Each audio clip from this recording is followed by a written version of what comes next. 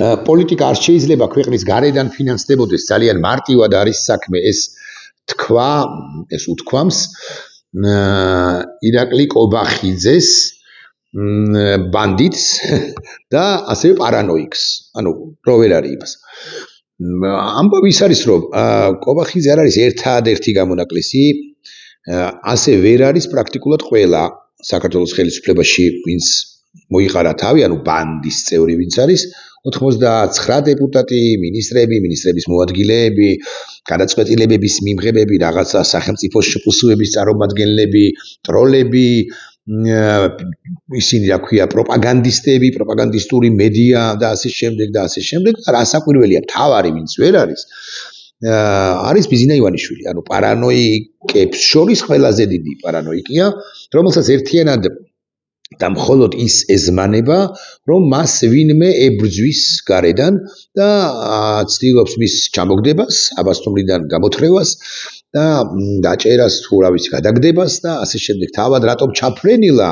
ამ ხელისუფლებას კი არა ძალაუფლებას, იმიტომ რომ მეტი და მეტი ფული იშოვოს ჩვენს ქვეყანაში, შავი ფული, რასაკვირველია, იმიტომ რომ მას აქვს რაღაც 3 მილიარდი თუ 4 მილიარდი დეკლარირებული ფული, ასე გამოვლენილი, ანუ რაც გაარკვია Forbes-მა თუ Bloomberg-მა ის ფული, მაგრამ აქვს დარწმუნებული იყავით, ახლობით რაღაც 2 ან 3 ან 5 იმდენი ეგრეთ წოდებული შავი ფული. და მან აბსოლუტურად შეგნებულად, ჩემი აზრით, წლების განმავლობაში შეარჩია რუსეთთან ერთად, რუსეთის კარნახით, რუსეთის დახმარებით, შეარჩია თავისნაირი პარანოიკები, მეთქი ასე ვიტყვი, მაგრამ მოკლედ ტიპები, რომლებიც მისი და მხოლოდ მისი ერთგულები იქნებიან და უკლებლივ ყველა შავ საქმეზე მოაწერენ ხელს და ბიზინა ივანიშვილის მთავარი საყრდენი მოცემულ ეტაპზე არის ირაკლი გიორგისძე კობახიძე და აი ამ ირაკლი გიორგისძე კობახიძემ ბრძანა რომ პოლიტიკა არ შეიძლება ქვეყნის გარედან ფინანსდებოდეს, ძალიან მარტივად არის საქმეო, თუმცა ამავდროულად ამ ბანდა ხელისუფლების წარმომადგენლებიც, კობახიძეც გარკვეულზე მაღალი ალბათობით და სხვები პოლიტიკაში არიან რა, ვითომ არიან არა რეალურად კოზანოს რა, ისინიც ფინანსდებიან გარედან გულისხმობ რუსეთის ფედერაციას, ჩვენს გახანგრძლივებულ კი არა მარადიულ მტერს, იმიტომ რომ ეს აღებმისცემობა, ეს ბანდიტური ვითომ ბიზნეს ურთიერთობები, ხო, კლანური ურთიერთობები, კლანური კავშირები რუსეთის ფედერაციასთან, ზოგადად და უფრო კონკრეტულად მის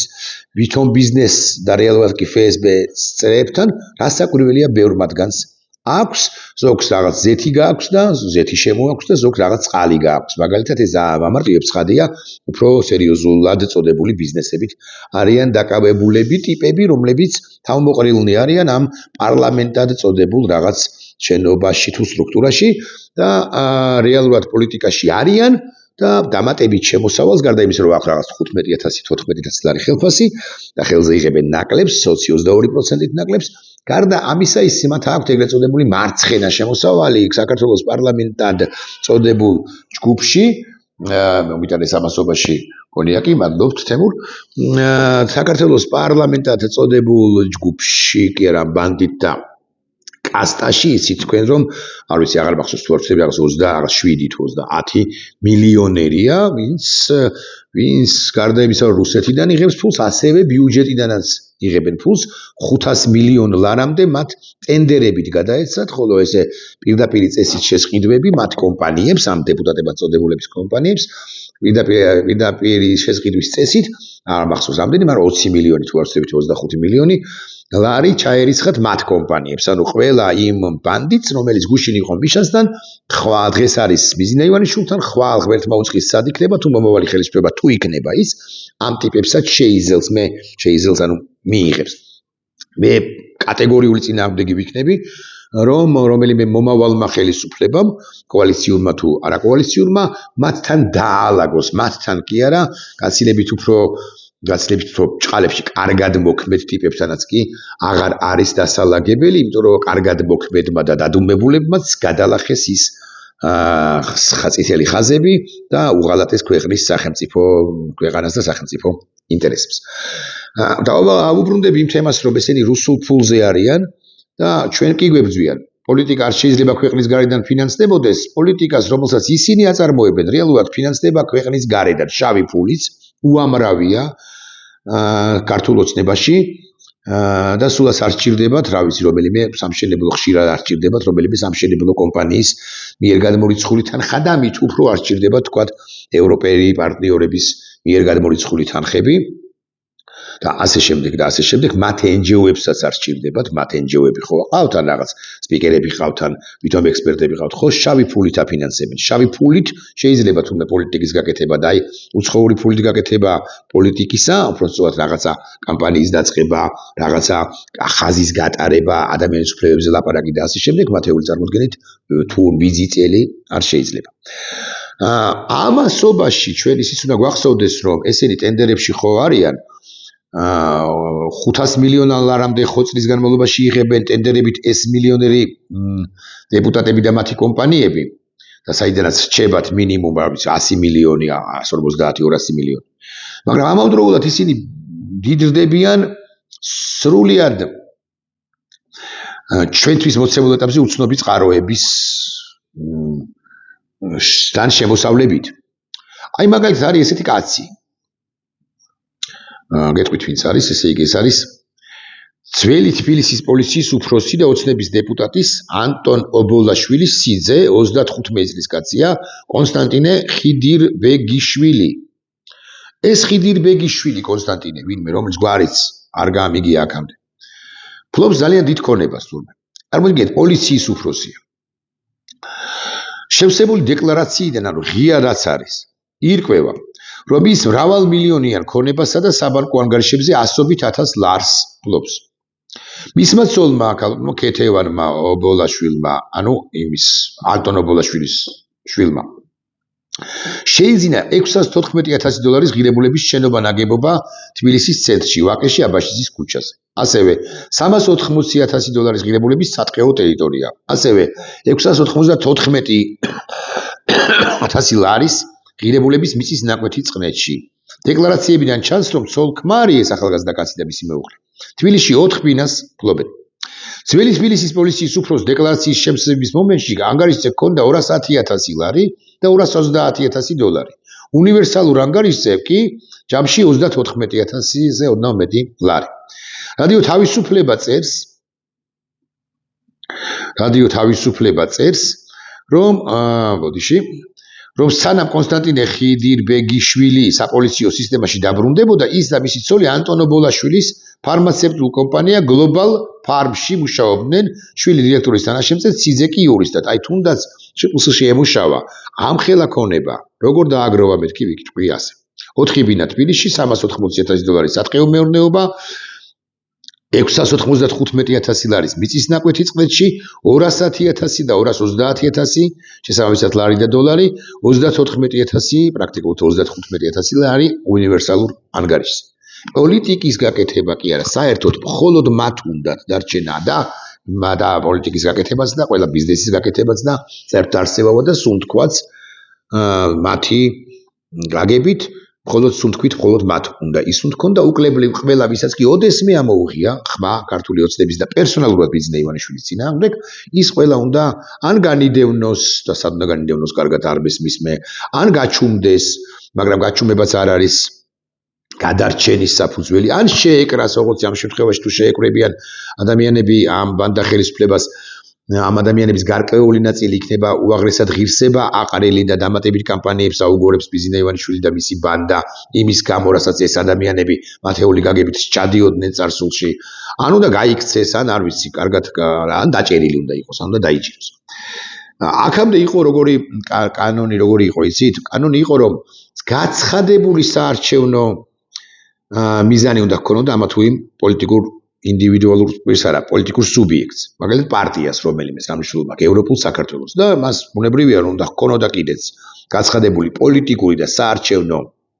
მიზანი, რამდენადაც პოლიტიკური პარტია და უნდა პირობითად ჩალვა ნათელაშვილის ლეიბორისტულ პარტიას ხელისუფლებაში მოსვლა. ახლა ასე აღარ არის, ახლა იქნება პოლიტიკური მიზანი ჩაწერილი და ჩაწერილი იქნება ყველა იმ ადამიანზე, მაგალითად ჩემზე, მიუხედავად იმისა, რომ დეპუტატობას არ ვაპირებ, პოლიტიკური მიზნის, გაცხადებული პოლიტიკური მიზნის მქონეთ იწოდება ყველა ის პირი, ვისაც კი რამე უთქვამს პოლიტიკის თაობაზე ოდესმე. აი მაგალითად, მე თუ ეხლაც ვლაპარაკობ, მაგრამ თუ 2020 წელს მე ვლაპარაკობდი პოლიტიკაზე და ვლაპარაკობდი მე გაცხადებული პოლიტიკური მიზანი მქონია რის გამოც ჩემი ნებისმიერი აქტივობა რომ იცოდეთ არის დასჯადი საქართველოს ხელისუფლების მიერ ამასთან სისხლის სამართლის პასუხისმგებლობით ანუ იმის გამო რომ მე პოლიტიკურად აქტიური ვარ ფართო გაგებით პოლიტიკურ აქტიურობას გულისხმობ ვლაპარაკობ მაგალითად არ ვიცი რუსეთი რომ საშინელი ქვეყანაა აღარ ვლაპარაკობ რომ ბიზინა რო ხიხია ამაზეც ვლაპარაკობ ცხადია ამის გამო შეიძლება მე ჩამაყუდონ 6-დან 9 წლამდე ვისაც არ გჯერათ კანონი მართლა წაიკითხეთ მეცაც გეტყვით Იანაგლეთ ინდი მეწარმეან შეზღუდული პასუხისმგებლობის საზოგადოება, რომელსაც Wi-Fi-ის პასვორდი აქვს, ამგვარი პუტინ ხუილო ან რაღაც რუსკი ვაენდი კარაბლი და მე აგზელებს, ეს არის Wi-Fi-ის პაროლი, ეს პოლიტიკური ეს კაფე, თუ რა ვიცი შპს, რომელსაც აქვს Wi-Fi, ესეც კი დაჯარიმდება იმ შემთხვევაში თუ ის გარკვეულ თანხას გადაუხდის პოდკასტის ავტორს, გადაუხდის მედიას, გადაუხდის პოლიტიკურად აქტიურ პირს და ასე შემდეგ. რამ საქმიან კონტრაქტს გააფორმებს მასთან. დაჯარიმდება, უკლებლივ ყველა დაჯარიმდება კი არა. დაიჭერენ, ბოდიში შპს წარმომადგენლებსაც დაიჭერენ. დაჯარიმდება არასწორი სხვა. დაიჭერენ იმ ადამიანებსაც, ვინც $100 პირდაპირ მნიშვნელობით ლაპარაკობ. მიიღებს უცხოეთიდან და მიიღებს ისე რომ არ აცნობებს აუდიტის სამსახურს. დაჯარიმდება კი არა, პრაქტიკულად ყველა საბანკო ანგარიშს ამოწმებენ ესენი, რომ ვიცოდეთ მაინც ვინც აქტიური. ამისთვის აღარ სჭირდებათ თურმე სასამართლოს გადაწყვეტილება, აუდიტის სამსახური და სხვა სამსახურები გასცემენ ნებართვას, რომ სუსმა და შესაბამისმა ირაკლი კობახიძის ფრთებქვეშ მოქცეულმა რუსულმა სამსახურებმა შეამოწმონ ტაბლიაშვილის იქნება თუ ყოფილი დეპუტატის თუ დღევანდელი დეპუტატის თუ არ ვიცი ნამშრომლობა აქვს, დღევანდელი დეპუტატის არა. არის ნებისმიერი პირის საბანკო ანგარიშები და იცოდნენ ზედმიწევნით კარგად მე ორნაბიტში თუ მაგნიტში თუ სპარში დავხარჯე ის თუ არ დავხარჯე თუ ეს კონიაკი რომელიც მომიტანა ახლა თემურმა ეს კონიაკი საიდან შეიძინა მან თუ მასაც ამოწმებენ ცხადია ან მე თუ მე შევიზინე მე საიდან შევიზინე რამდენი გადავიხდი და ასე შემდეგ საკმარისია გადმომირიცხოს ჩემმა მეგობარმა პირობითი სახელით რაღაც გიორგიმ პირობითად რაღაც ლისაბონიდან თანხა €100 და არა უმეტეს რომ მე მკითხავენ რომ კი მაგრამ ეს €100 რომ მიიღე შენ ინტერნეტი იყიდე თუ არა და ინტერნეტი გქონდა რა სახლში სოციალურ ქსელ Facebook-ზე გამოვაქვეყნა თუ არა რამ ხელისუფლების საწინააღმდეგო სტატუსი ან თუნდაც რუსეთის საწინააღმდეგო სტატუსი და რაღაცა გამოვაქვეყნა იმიტომ რომ ეს სხვა რამის გაკეთება არ ვიცი კომპოსტოს ვერ მოვიყვან კომპოსტოზე გაუშვანეს ხიბიგნო რაღაც უღაშვილი რაგვარიც არის და მისი რა ქვია სიმამრი ვინ არის სიმამრი და ეს ანტონ ობოლაშვილი, ანუ სახელმწიფოს წინააღმდეგ ტიპსასული ტიპები, შენ ირაკლი ტაბლიაშვილი იქნები დაჭერილი 6-დან 9 წლამდე. რუსეთშიც კი არ არის ამგვარი ძიმე კანონი, რომ იცოდეთ, მაინც რას წამპირებს კი რას აგვეუბნება ამით ქართული ოცნება, რომ ჩემია პოლიტიკა, ჩემია საზოგადოებრივი ცხოვრება, ჩემია ნებისმიერი სფერო, რომელიც ამ ქვეყანაში არსებობს და თქვენ უსამშობლოებად წოდებულები იქნებით განდევნილები. ახლა მე კითხვა მაქვს ასეთი რა უნდა ვქნა ემიგრაციაში მე არ წავალ ამათ მე არ შევეკვრები არანაირად და არასოდეს და არას დიდებით გაგვიმარჯოს პოლიტიკაზე წერას ან აქტიურობას პოლიტიკურ საკითხებზე არ შევწყვეტ და რომ შევწყვიტო და გადავიდე რაღაც ყვავილებზე რომ ვილაპარაკო ან რაღაც კულინარიაზე რომ ვილაპარაკო მაინც პოლიტიკურად აქტიური პირი უკვე ვარ და ამ თუ რეესტრია არ არის მაგრამ თუ რაღაც სია უკვე ვარ ამ სიაში ხელისუფლება წოდებული ბანდის მიერ ჩამოწერილ სიაში რომელსაც პარტია საკონტროლებს სუსიც და პროკურატურას და შინაგან საქმეთა სამინისტროს ამიტომ აზრი არ აქვს ეხლა რომ გადავიდეთ თუ ვილაპარაკო ყავაზე ხო ამის მიუხედავად და მივიღო რამ დაფინანსება მე ამასაგან მაინც დამიჭერენ ამიტომ აზრი არ აქვს ყავაზე ლაპარაკს ან კონიაკზე ლაპარაკს არ წავალ ქვეყნიდან ამა ბილწებს ზავით არ შევეკვრები პოლიტიკაზე მაინც ვილაპარაკებ და არ მაქვს პრაქტიკულად შანსი არ მაქვს მე და არ აქვს არავის პრაქტიკულად შანსი რომ მივიღოთ ჩვენ რაღაც უსაფრთხოება და არა თუ უსაფრთხოება არამედ შემოსავალიც კი პრაქტიკულად აღარ გვექნება გვანადგურებს საქართველოს დე ფაქტო ხელისუფლება ყველას ვისაც კი ოდესმე რამ ცუდი უთქვამს ბიზინა ივანიშვილზე და ქართულ ოცნებას რა გამოსავალია არ ვიცი რა გამოსავალია თუ გულახდილები ვიქნებით მაგრამ გამოსავალი უნდა მოვუძებნოთ. არა ვარ პესიმისტურად, რომ ვიცოდეთ მაინც.